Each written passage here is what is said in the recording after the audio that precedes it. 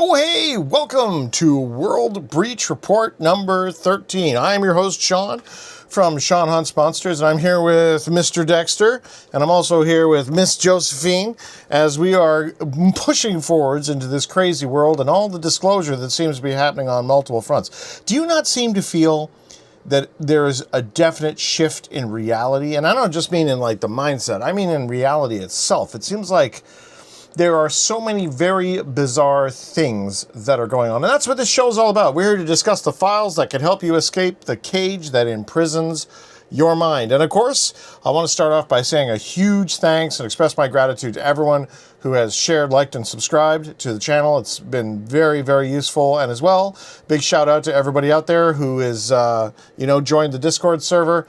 And for all of you that have done these things, we are all working together to fight against the forces of darkness.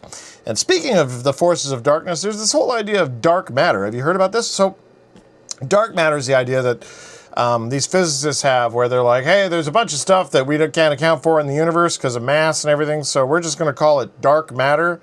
And I'm not sure if dark matter is really a real thing. I don't know if they've really proved it or not. Maybe you're a physics person, you can make a comment. But apparently they built some detectors. Physicists are building detectors so sensitive they may succeed in unraveling one of the greatest mysteries in modern science, the true nature of dark matter. The portions of the universe visible to us comprise about 5% of what exists, the remaining 95% composed of mysterious, non-luminous material called dark matter.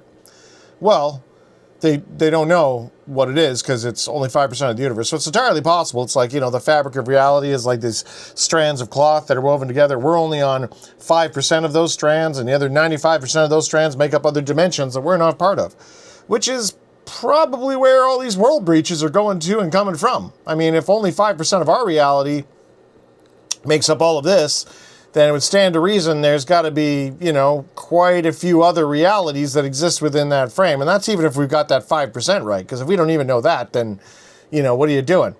The challenge is that dark matter interacts so weakly that you need detectors capable of seeing events that might happen once a year or even once in a decade, says Dr. Rupak Mahampatra, an experimental particle physicist at Texas A&M. Yeah, I mean, that sounds like a whole lot of funding that they need to do to get not a whole lot of stuff because you got to fund this for 10 years before you get even the slightest little feedback. And I understand that science takes time, but let's also understand that quite a lot of really great science has been done by people in their garage. And I don't know, man. I seem to think that there's a lot of stuff that's going on inside of our scientific community that sort of comes across as a bit of a cash grift. You know what I mean? Like, it seems like these people are just trying to milk the system to make money, and they live in their ivory towers and their Ivy League universities, and if you suggest anything that goes against what they believe, well, then you get ostracized. Just ask Graham Hancock, where you get shunned, shun him! And that's what happens. Whereas, and this isn't just with physics, of course, it happens with archaeology and anyone who questions anything to do with the mainstream. Even back in the day, the people who'd see UFOs, they talk about it. These were just their experiences. These guys would come forward and they'd be ridiculed right through the floor. But the fear of this is starting to abate, I think. I think people are starting to realize there's more to this reality than meets the eye. And to that point, it seems that new analysts suggest that the Great Pyramid of Giza is potentially 20,000 years older than the experts thought. Well, that all depends on your definition of expert. An X is a has-been and a spurt is a drip under pressure.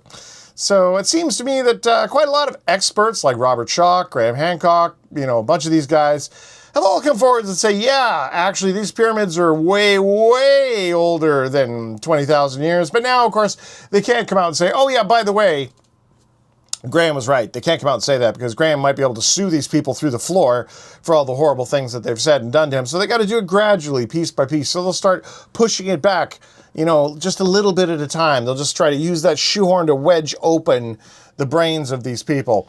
A new method that compares points of erosion on the Great Pyramid of Giza suggests that the iconic monument could have been constructed as early as 23,000 BCE, 20,000 years earlier than previously believed by the establishment. Scientific studies of the pyramids of Giza have been ongoing for centuries, so the current timeline of this construction is widely accepted. Widely accepted by those few people in the ivory towers, whereas Everybody else knows it's quite a bit older.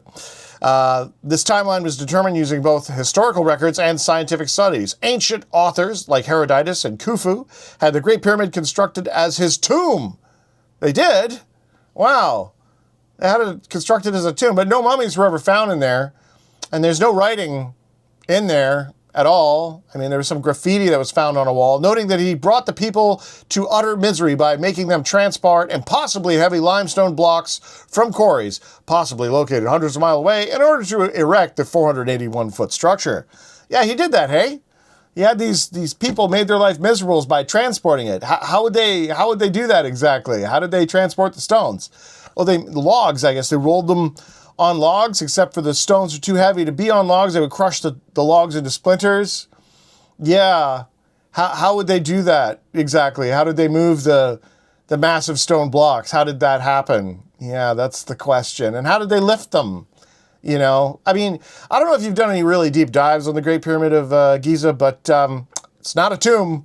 No mummies have ever been found in it. They got weird. It's a weird structure. A lot of people think it's a power plant. A lot of people think it was some kind of weird reactor. Even in this article, say exactly how they managed this remains a mystery at, you know, I guess, what are we, 23,000 BCE. At this rate, though several promising theories have been put forth, such as the use of a ramp system. Wow, that's pretty good stuff. How would you get it up the ramp exactly? With people? They pushed it, maybe? Yeah, I don't know, man. We're talking about monolithic stones that are out of control. So, I don't know, man. Doesn't seem to make a lot of sense to me. I did hear an idea once where they built a lens using silica, and they melted it, and then they would focus the sun's rays to melt the stone and then pour the stone into place. So they carry up sand in smaller portions and then create these massive blocks by essentially melting them like cement. This is an interesting theory. I don't know if that's the one. I mean, there's some interesting stuff about it. There's some pillars that were like locked in stone, and there's a French guy come up with it. And that's probably the most compelling one I've heard. I mean, I'm not saying it's aliens. Maybe it was, but there's definitely something that we are missing in the grand scheme of things regarding the Great Pyramid. And I find it completely insulting that the people who are the gatekeepers of this technology are just, you know, holding back. And they're like, well, okay, well, we'll concede to this and we'll concede to that. Because, of course, these guys are the ones we all listen to. Like, somehow these people are in charge of reality, which is preposterous on its face. It's full of preposterone. And of course, also keeping with our theme of the ancient world, Petra study found rare lead-lined pipeline in an ancient aqueduct. Well, that's interesting for a couple of reasons. Generally, lead is not the best thing for you. It tends to drive people insane. But they are finding lead-lined pipes inside of aqueducts that go all the way back. A new study of Petra's Ain Brak aqueduct has revealed a surprisingly sophisticated water delivery setup, including a rare lead pipeline that suggests engineers were moving water under pressure across difficult terrain. The standout discovery is purely undocumented lead conduit around 116 meters long, an unusual choice outside of buildings of Eastern Mediterranean, hinting at both wealth and technical confidence in the Nabatean capital's infrastructure. Well, that's kind of makes sense. You know, you'd see that people could do that, but that's not moving giant monolithic stones, is it? And there's a bunch of these cities and history that just doesn't seem to exist. Now, they'll go and they'll follow the writings of Herodotus and these guys, and so they'll pick and choose, right? They'll look at these books and say, oh yeah, this is true. But then they'll look at other books and they'll say, no, that's not true at all. Like these long-lost Egyptian scrolls that are fueling the debate over real-life biblical giants. Now, giants are an interesting thing. We'll get more into this in a little bit here, but an ancient Egyptian papyrus held by the British Museum has been cited as possible evidence supporting some of the Bible's most controversial claims about giants. What? The 3,300-year-old document, known as the Aphantasia, has been in the museum's collection since 1839 and has recently resurfaced on the Associates for Biblical Research, renewing interest in the possible links to biblical accounts. So, okay, first of all, so the museum had it, and it's resurfaced. What, do they have like a huge sea of scrolls, and they like churn them up, and then how do you not know what's in your collection? You know, these guys, you have people who work for this museum. How do you not know what's in your collection? And people are like, oh, that belongs in a museum. No, I'm not really sure it does. This is why I'm a big believer that people should have their own antiquities. Like, you should be responsible for your own culture. Some guy who's paid like $100,000 for a statue, he's not going to destroy the statue. Well, we need to preserve history. Nobody's going to preserve the history better than somebody who spent real money on it. That's just a fact. Unlike these museums, which seem to like misplace critical scrolls regarding the ancient, and what about the Smithsonian? They've been carting bones off to the Smithsonian forever. Giant bones and skeletons they found all over North America. What do they do with them? Oh, they go to the Smithsonian. And then what happens? Oh, they're lost. Because people don't like that historical narrative. And this is not, they want to, like back in the day, they wanted to make sure that everybody understood that, of course, the Indians were savages and there was nobody here before white people. So any archaeology that came forward like that, oh, no, you couldn't have any of that. No, definitely not. So that was hidden. It's a form of mind control. That's exactly what it is. And I can't help but think that this is also the same thing. So this 300-year-old document that just resurfaced, this papyrus describes encounters with the Sioux people, and they said that they stood 4 cubits or 5 cubits tall, which is up to 8 feet in height. Supporters of the theory say the text provides a rare, non-biblical corroboration of Old Testament accounts of giants, which appear repeatedly in the story of David and Goliath. An Egyptian cubit measures roughly 20 inches, meaning the Sioux would have towered over most people of the era. The papyrus takes the form of a letter written during a time of war, detailing hostile terrain and military challenges. Critics argue the text is a satirical instructional letter from the scribe Hori to another scribe, Amenemop, mocking his lack of knowledge of geography, military strategy, and logistics. Yeah, because, writing was so common back then that they would literally write letters to each other, mocking each other. It's not like being a scribe was a profession. It's not like there was a real cost associated to paper and ink and recording documents. So for sure, he was just, he was making it up. Yeah, they're all making it up. Just like all these guys who found the skeletons over here. Yeah, those skeletons didn't really exist. Even though we've got oceans of documentation that say that they really do exist. You've even got relics from the Lovelock Caves, which you haven't looked into that. You should have a quick peek at that. The Lovelock Caves, they have all kinds of giant evidence, and yet, denied. And instead, they release these ridiculous news reports where they say things like, oh yeah, it's 20,000 years old. 20,000 years older than we thought it was. That's what we thought it was. And then, guys will come out like this and they'll be announcing that, oh yeah, well, we've got this and this supports it, but nobody really wants to step forward because why? Their funding will get cut off. The water spigots of the cash, because he who holds the gold makes the rules. It's the golden rule. And now the other side of that is what if you had the situation which the Nazis did, where they had the Anunnaki who were going out and they were spending big money to try to hunt down the occult relics and all that sort of jazz. You can also go the other way, where you've got people who want something to be true, and so they'll go out looking for it. Or you got, even before then, you got the Catholics running around and they be looking for relics and stuff that supports their version of the history.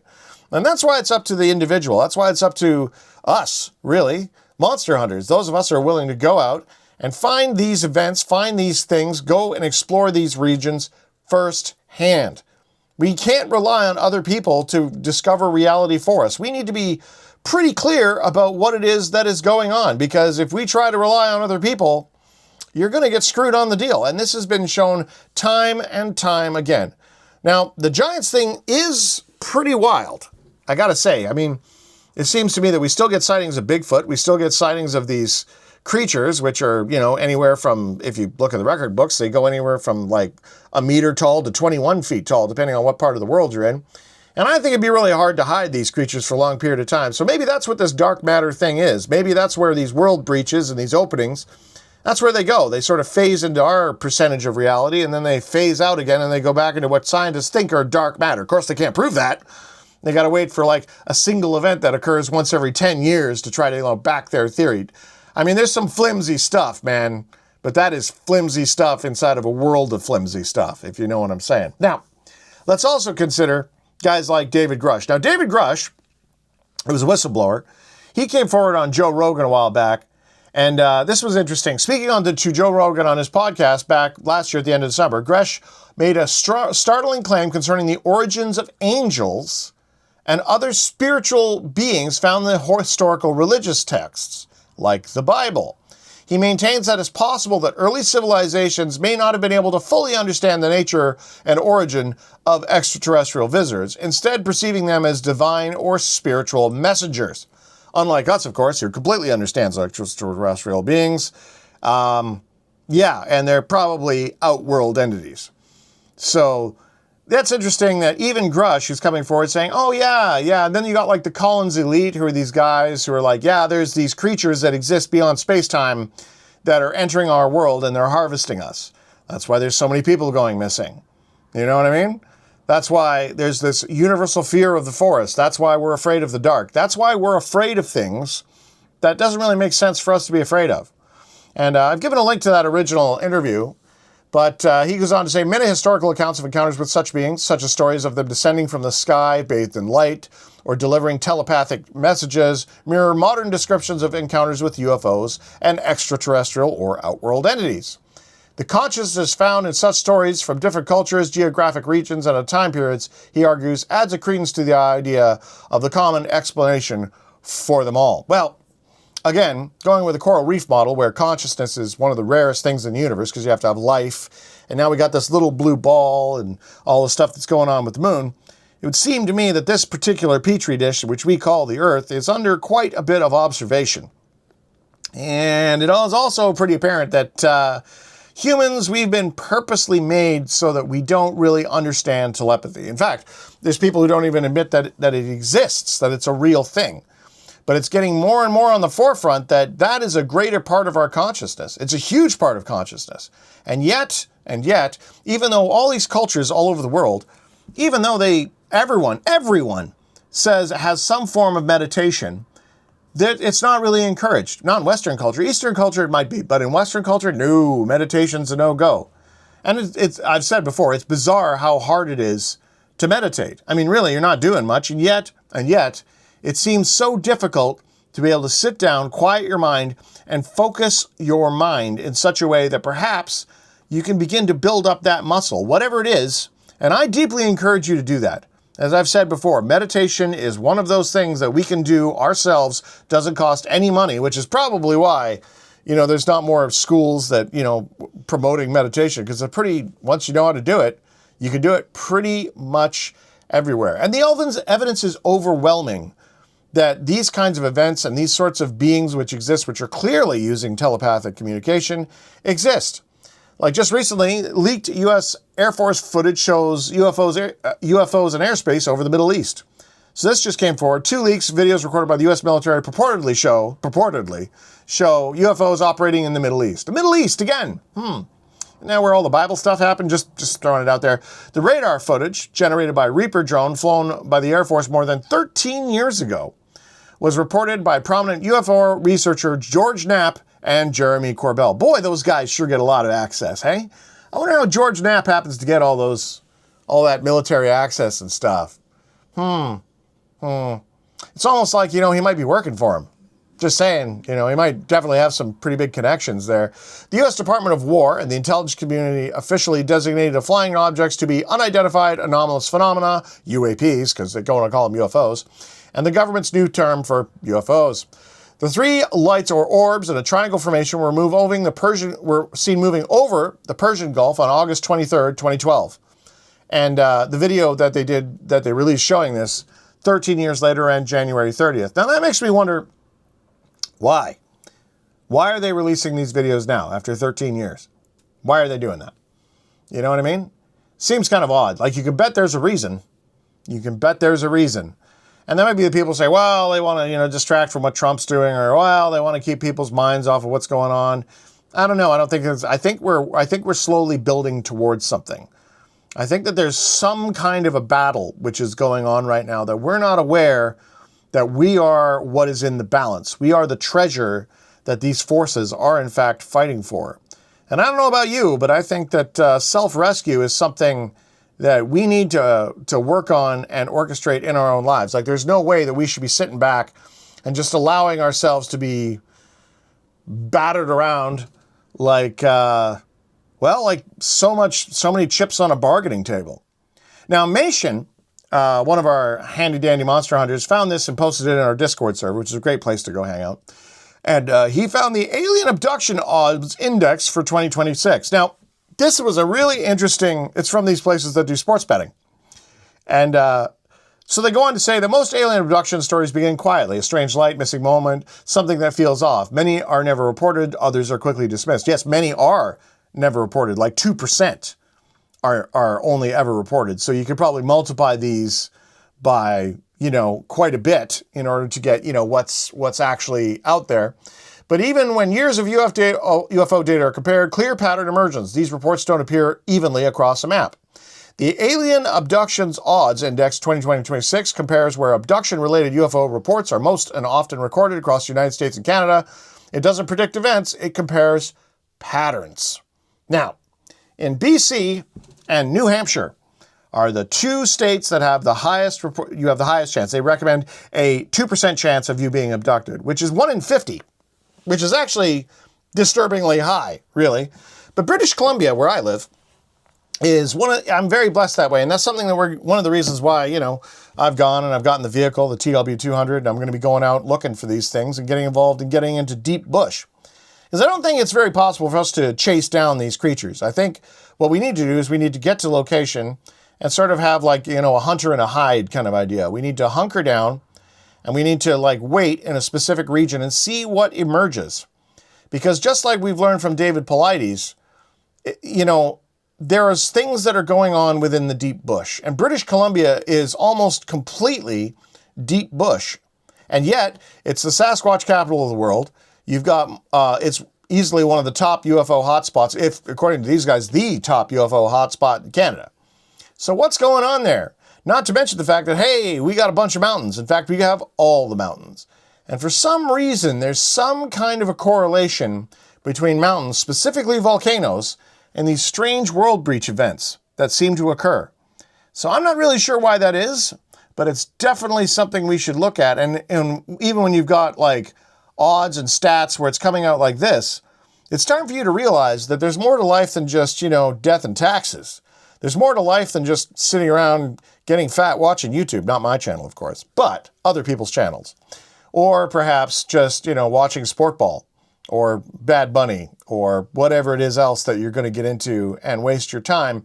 When there's a war on right now for your consciousness and people are slowly beginning to wake up to this. Now, one of the things that's come forward is that the U.S. president has a UFO bombshell speech ready to go. Apparently now, fresh claims have emerged suggesting that the U.S. President Donald Trump may be preparing to deliver a bombshell speech revealing decades of alleged UFO evidence to the public. Now, these claims originate from Mark Christopher Lee, a British writer who's a director, producer, and self-described ufologist who says he was informed by an advisor to the Trump administration that Trump has received permission from fellow world leaders to make an official announcement regarding unidentified flying objects, which, I don't know, I don't think that Trump really looks for a lot of permission from other world leaders myself, so that sort of makes me kind of go a bit of a red flag on this. An advisor to the Trump administration told me the president has been given authority by the other major world leaders to make this announcement. Yeah, I don't think so. I don't think the other world leaders, they call it the Trump derangement syndrome, you know what I mean? Whether or not you like the guy or not, I mean, one thing's for sure is that you can't talk about Donald Trump without having everyone start screaming. You really can't. I'm a Canadian, and I can't vote in American elections. You know what I mean? And even in Canada, and this is true, even in Canada, you can't really talk about this stuff. So much so that in day-to-day life, you'll walk around and you'll be like, go to mail a package. This actually happened to me. You go to mail a package and guys are like, oh, can you believe that Donald Trump guy? Boy, he's sure an idiot and all this kind of jazz. It's this weird, pervasive mindset to which I usually respond hey, man, I don't know. Because I know enough about the media and the world to know that, first of all, everything we're seeing on the news is probably a lie. And people are like, well, Trump's an idiot. Well, he's got a pretty hot wife and a pretty big house. I mean, he can't be a total moron. You know what I mean? I don't know. I know nothing about the dude. They're all politicians, and they're all a bunch of scumbags because they're politicians. But isn't it odd, though? I mean, stepping away from the whole pro-Trump, anti-Trump thing, isn't it weird that there are certain people that we know nothing, like Elon Musk say. I don't know the man. I don't. But there's all this focus on these people and all these news stories that are like heavily, heavily motivated to make you either love them or hate them. This weird Hegelian dialectic. And whenever I see that sort of dialectic come into play, it makes me think that there's a third factor that we're not aware of that's controlling what we see and think. I honestly believe that. I think there's something going on here that is, they're trying to manipulate us into such a way that we're not really conscious of. They're trying to manipulate us to think a certain way. They're trying to build that cage around your mind. And if you're aware of that, if you've got people coming up to you saying, oh yeah, you need to, everybody likes to, it's easier to get people to bond together over hate. Oh, I can't believe that guy, the president's an idiot, blah, blah, blah. Oh, I think the president's an idiot too. Yeah, that's a safe thing for us to talk about. That's why people talk about the weather. Nice weather we're having. How about that local sports team? Boy, I sure hate the president. That's kind of how things are moving right now. And if you don't think that's constructed, you're fooling yourself. Getting away from the whole like, well, I don't like what he's doing here and I don't like what he's doing there and how he's doing things. No. You need to understand that there is a concerted effort to manipulate how you think and how you react to things, whether they're right or wrong. But there is an effort that is in play that is made to make you think a certain way. And that sort of stuff makes me, I'm generally the kind of person that they say, when you go right, everybody else should go left. You know what I mean? Like that's, I'm that person. I'd rather be like, yeah, I don't know if I'm going to follow the mainstream because, well, I've looked at the trends. I've looked at what's happened in the past. Who's really in charge here? And there's been an interesting, Danny Sheehan has sort of went and gone an interview, which I've linked to, which kind of reinforces this. A new mind-blowing statements that dramatically shift the UFO conversations were made with Danny Sheehan, a constitutional attorney. Danny Sheehan's recent interview on Curious to Mention podcast, which is what I've linked, I encourage you to check it out, where he names specific individuals controlling evidence inside the U.S. intelligence community, reveals claims about bioengineered craft as well as organic material, and exposes the internal Pentagon conflict between the two factions fighting over whether UFO disclosure should even happen. Sheehan reveals that legacy groups with individuals in them like Stephanie O'Sullivan, Admiral Bobby Ray Inman, and Dick Cheney were hiding UFO evidence about how recovered craft end up in private hands and what biological material was found inside of them.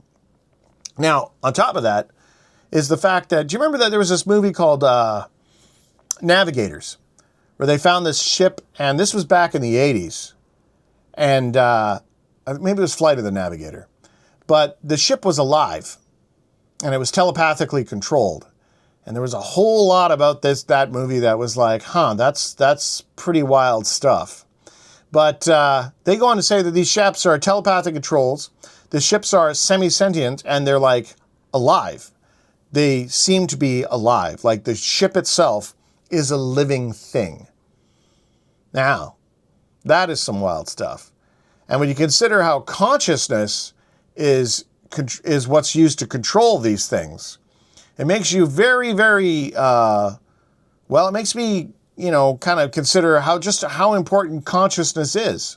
Like how much of this is really involved. And if you've got conscious spacecraft, that really does make me think about the world breaches and how world breaches occur. Now, one of the major things that brought me to the world breach theory is, of course, Bigfoot. Because it's impossible to have like some 8 to 13 foot tall creature wandering around in the wilderness and not have them be seen. You'd have a breeding population, they have no natural predators, they've got to go somewhere. So the question is not whether or not Bigfoot exists. Clearly they do exist, we've got footage, we've got tons of reports, literally. And yet we can't find them, so they have to be going somewhere. So where do they go? And one of the things that's wild about this is that we always seem to encounter, these aren't people in the deep bush who are seeing these. Sometimes they're people in the deep bush. But they seem to always come to the edge of the wilderness to encounter us. If these were just monkeys, spoiler alert, not a monkey, we'd never see them. Like how many times have you seen a wolverine? Wolverines are super rare. Why? They stay away from people. So why are these Bigfoot seem to constantly be interacting around urban centers? There's a report that came back from 1982 about a Bigfoot being sighted in suburban California. On the night of May 10th, 1982, multiple witnesses inside the suburban Orange County city of Buena Park reported seeing something they couldn't explain, a massive, hairy, loud creature estimated to stand about 9 feet tall. First we hear a noise, then we all look. Raymond Hensley told the SF Gate by phone, and then a foul odor came. Now this is very common. And if you look at the Virginia cases, a lot of these aliens and these outworld entities, they also have this really foul, rotten egg, sulfur, like demons, odor that seems to follow them. Hensley was 16 at the time, hanging out with his 18-year-old brother and friends at the back of an apartment complex, when the mysterious creature caught their attention about 30 feet away from a drainage ditch. Hensley imitated the sound the creature made, vocalized a snarling growl into the phone. The man of station, he recalled, stood upright like a large person. It got bigger as the roar got louder. Now it goes on, they talk about this, they got prints, and like one of the witnesses said, I was a little scared, I'm 67-year-old, what if something that big decided to come into our apartment? Why was it that this thing was coming so close to human civilization? That's the thing that gets me.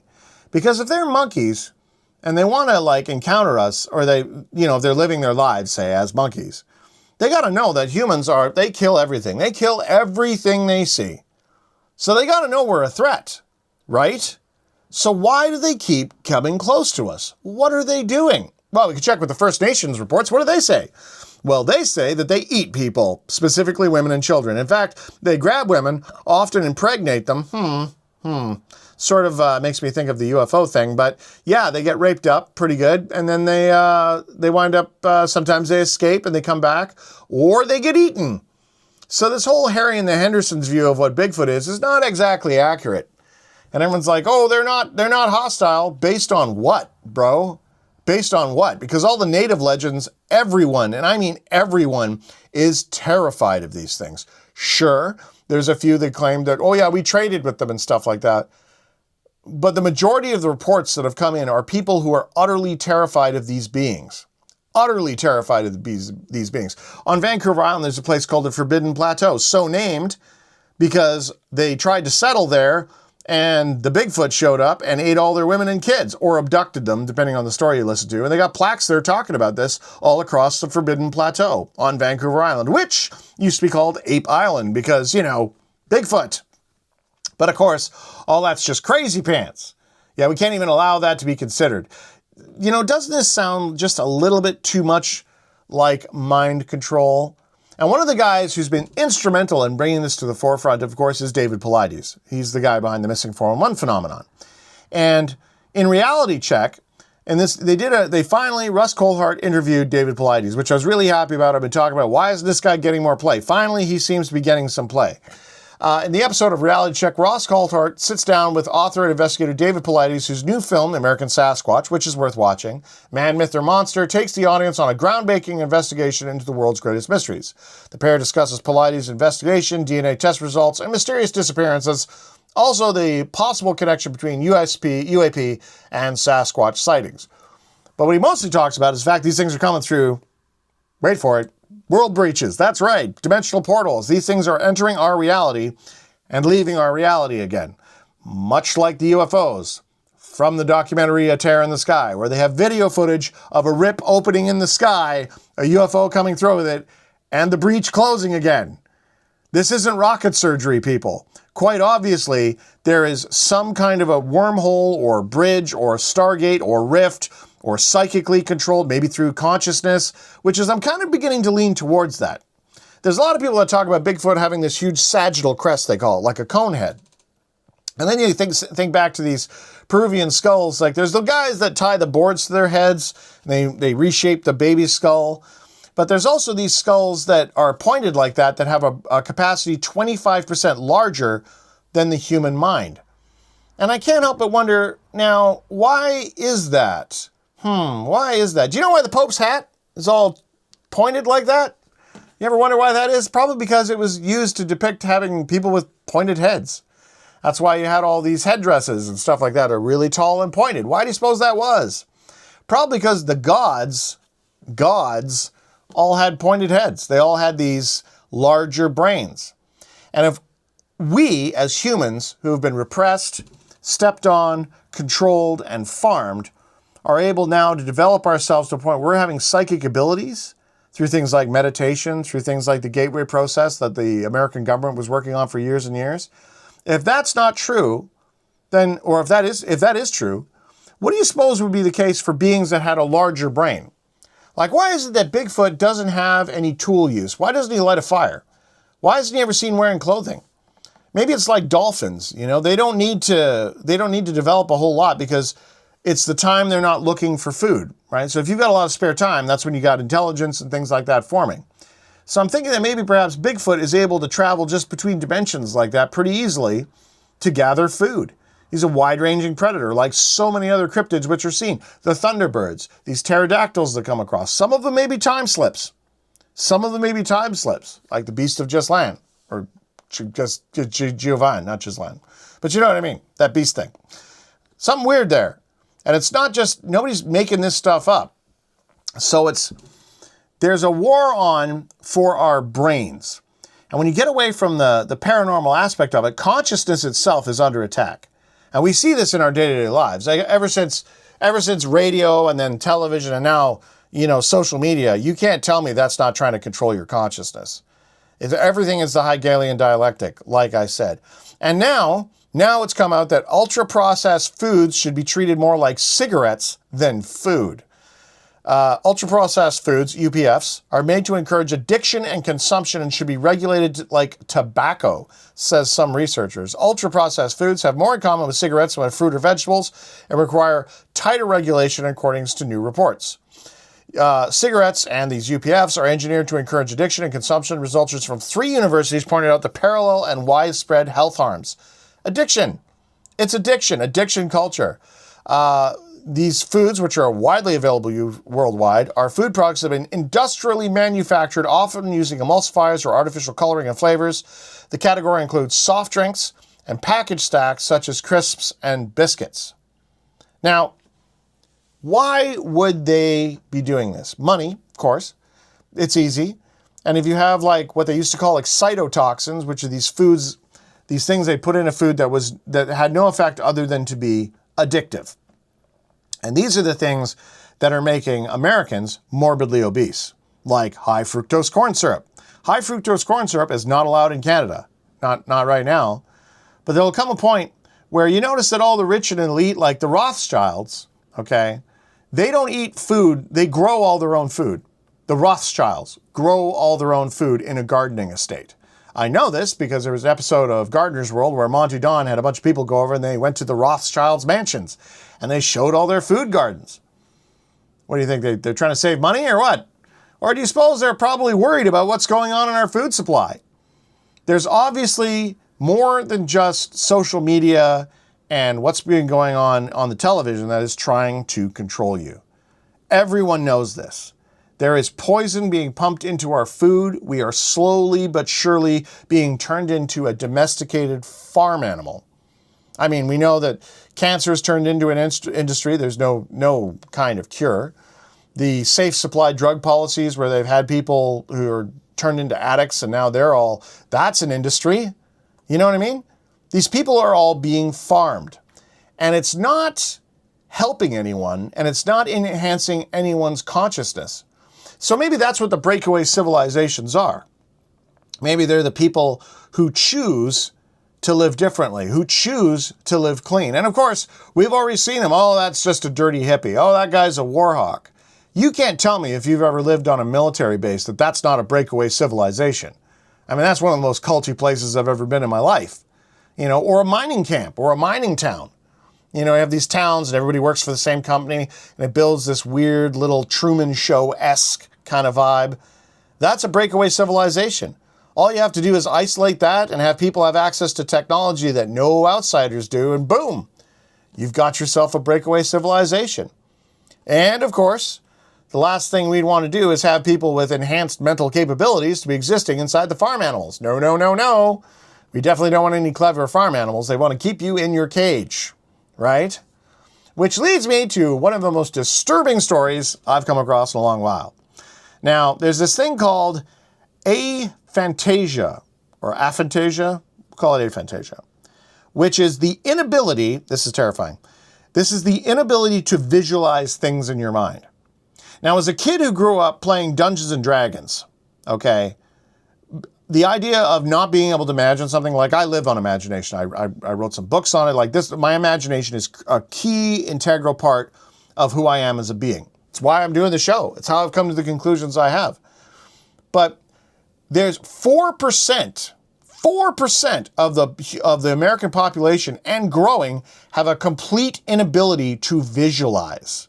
There's a link in the description here. Think about your breakfast this morning. Can you imagine the pattern in your coffee mug, the sheen of the jam on your half-eaten toast? Most of us can call up such pictures in our mind. We can visualize the past and summon images of the future. But for an estimated 4% of the people, so it could be more, this mental imagery is weak or absent. When researchers ask them to imagine something familiar, they might have a concept of what it is, and the words and associations might come to mind, but they describe in their mind's eye as dark or even blank. That is terrifying to me. Although scientists have known for more than a century that mental imagery varies between people, the topic received a surge of attention when a decade ago, an influential paper coined the term aphantasia to describe the experience of people with no mental imagery. Since then, aphantasia has shot into canon of unusual phenomena that are invaluable for studying how the mind works, like synesthesia, which people's senses are connected in exceptional ways, where they hear colors, for example, and prosopagnosia, also known as face blindness. Aphantasia has opened many new research avenues. Yes, lots of research avenues open there. Never mind the fact that that is utterly terrifying. Utterly terrifying because it's limiting the capacity of your mind. And one of the ways they can limit that is by not admitting what the mind is even capable of. You can't lose anything that we don't believe exists, right? And this brings us to Dr. Diane Hennacy. Now, you may have heard of Dr. Diane Hennacy from the telepathy tapes, because she was a lady who has been studying, she was studying to be a neurosurgeon, and she's then discovered that, like savant syndrome, that these nonverbal autistics have incredible abilities, telepathic abilities, abilities that nobody wants to talk about because it flies in the face of science. And you have to wonder what these ultra-processed foods, what things like aphantasia, what is all this wing clipping being done to us where we're unable to fly now? And then they do this and try to tell you that, no, that's not the case. No, none of that's real anyway, so you're not losing anything. So there's an interview on Danny Jones here I've linked to, and Dr. Hennacy was a Johns Hopkins trained neuropsychiatrist and neuroscientist, former Harvard faculty member, and award-winning author and clinician. She began studying autism in 1987, where she had spent 6 months with Sir Michael Rutter at the Institute of Psychiatry in London. Her decades-long research focused on investigating reports of telepathy and precognition in autistic children. And of course, she was heavily featured in the telepathy tapes, which if you have not seen the first season of the telepathy tapes, you really need to check that out, because let me tell you, that is some pretty crazy stuff. Now, that's just what we know about. There's stuff going in within your consciousness and in your mind that there's a war on for that. And I don't just mean while you vote. I think they're actually trying to control how you think and how you think about things and your ability to use your mind in ways that might get you out of the cage. Because the only one who wants you to get out of the cage is this guy and other monster hunters. Because everybody else is really, really keen to keep you enslaved. They want to keep those chains wrapped around you. The gates of hell are locked from the inside, man. So you need to think about, what am I doing to escape that? What am I doing to free my mind? And of course, we're all in an economic crisis, aren't we? Everybody's too worried about just getting food on the table. Well, Sean, I'd like to meditate, but I've got to keep my kids from starving to death. Fair. But you'd be surprised, especially, and isn't it funny? There's almost like this subversive thing that when you're like, well, maybe I could meditate, and then there's like this weird barrier to that, Like there's this weird thing that sort of makes you want to not do that. Like, how many times have you tried to say, work out, okay, make yourself better, and the day you decide to start that routine, there's weird things that pop up and get in the way. You know what I mean? Like, oh, you got called into work early that day, and there was like all this adversity that kind of comes against you to prevent you from being better, being stronger, to improve yourself. Now, I don't know what that is. I don't know what that is. But it's been widely experienced by many people, and I think it's got something to do with that 95% of the reality that we can't see. It's as good a theory as any. Now, there's a really good interview with Jeffrey Kripal and Dean Radin on psychic reality, magic, and the coming paradigm shift. And the paradigm shift they're talking about is that psychic phenomenon and the phenomena in general is real. It's not a paradigm shift. They're talking about how the Overton window now, people are not staying within the goalposts. We know that something is happening. Are psychic phenomena real? I would say, is psychic phenomena real? Whatever. And the science of the humanities ready to admit it. In this episode, which I've linked, he spoke with Jeffrey Kripal, PhD, and Dean Radin, PhD, about the consciousness of magic, telepathy, UFOs, and why a genuine paradigm shift is already underway. Dean, one of the most prolific researchers in parapsychology, a chief scientist for the Institute of Noetic Scientists, describes how academic institutions, from Harvard on down, are suddenly opening their doors to rigorous studies on psychic phenomenon. The seesaw has turned, and we're in the midst of a paradigm shift right now. And Jeffrey, a leading scholar of religion, explores how UFOs, psychedelics, synchronicities, anomalies, experiences are challenging both rigid materialism and religious fundamentalism. He argues that a deeper, more integrated model, dual aspect monism, is needed to understand what's emerging. Now, this leads me to the idea of psychedelics. Now, there seems to be a huge encouragement for people to be messing around with psychedelics, DMT and whatnot. And I personally am afraid of anything that doesn't have a lethal dosage amount. You know, if it has a lethal dosage amount, I don't want anything to do with it. So there's two things that I know of that don't have a lethal dosage amount, which would be weed and mushrooms. Really hard to kill yourself with weed and mushrooms. You can mess yourself up, but it's pretty hard to destroy your brain with weed and mushrooms. Now, all these other chemicals which are out there, they really don't like them. Or I don't like them. And I think that now more than ever, there's this huge push for people microdosing, which microdosing is garbage, okay? It's just building up a tolerance to something that is a tool that you should be using maybe once in your life, maybe twice in your life. But it's like if you use these things all the time, they lose their potency, right? Weed has been used as an antidepressant for literally forever. But antidepressants, doesn't matter what kind of a drug it is, you need to get off that stuff. I mean, maybe it'll help you if you're in a bad situation, you can't get away from it and the suffering is too great. I get that. But you need to quit smoking weed, okay? Because it's numbing your brain. It can come back. There's not many drugs you can smoke for years and years and years and then walk away from it with like, what, a couple weeks worth of headaches and inability and some nausea, and that's it? You can't point to another drug that's out there that's like that, which is probably why weed doesn't get the play that it should. As anyone who's had an experience with it knows that different strains do different things and the hybridization, THC content, and all that stuff. There's a lot going on there. So now there seems to be this push for people who are involved with this psychic stuff. Oh, well, you should mess around with these drugs. I don't know if that's really a good idea because it seems to limit the individual. It seems like a cheating method. It's like steroids, you know what I mean? You'll do that, but it damages you in such a way that makes it maybe harder for you to get where you need to go, you know? I think maybe there's a natural way to do this, which has been happening for thousands of years. And Thomas Campbell talks about this in his book, My Big Toe, which I definitely recommend you check out. But all this talk about psychedelics and stuff like that, seems to me that all this stuff is kind of a trap. And it's kind of one of these things that makes me, I don't know why, but it makes me leery. And I think you probably could pick up on that too. Because why is it so encouraged all of a sudden? You know, is it because, oh, well, we finally just let that go? No, I don't think so. I think that they're using this as another control mechanism. And Dean Radin, from the previous interview, I've got a link here to a really interesting animated short where he talks about spoon bending, which is telekinetic effects, and how he was able to physically bend a spoon with his mind, which is insane. I mean, that's crazy pants. You know, there is no spoon, right?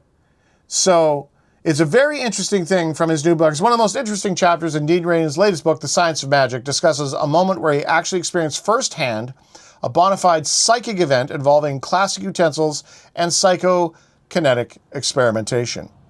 And when you see guys who are involved with this stuff, and they're able to affect reality in that way, there's something about it which makes me feel like you're right on the edge of a discovery.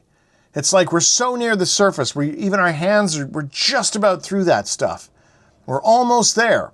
And we just need to gather a bit more data. We've got the puzzle pieces, and we're on the verge of adding those last few chunks. And you can bet that those in power, those who've been seeking to control us and the people they control, I mean, there are some dark forces which are in play. These Epstein tapes are coming out, and it's becoming more and more apparent that there is some evil beings, and I don't think they're necessarily human, that are calling the shots here. There's some outworld entity action going on, and none of it is very good. Maybe that's why the men in black and all these UFO guys are willing to kill people to keep this terrible secret silent. Maybe that's actually what's going on. We don't know. We don't know. But what we can do is we can keep watching, keep thinking, and keep working on the tools that we have. Meditation, reading. We can use these things to improve ourselves as monster hunters. And go outside. Touch grass, get a vehicle, buy a motorbike, get a 4x4, join the Discord server. Get yourself moving. Don't allow yourself to be a victim. Don't be defined by your sickness. Don't make everything you talk about be what's wrong with you. Oh, life is really hard. Yes, life is hard, but you've been granted life, and you're on this conscious blue ball. And yeah, it's going to be difficult. It's going to be some trials that are going to happen.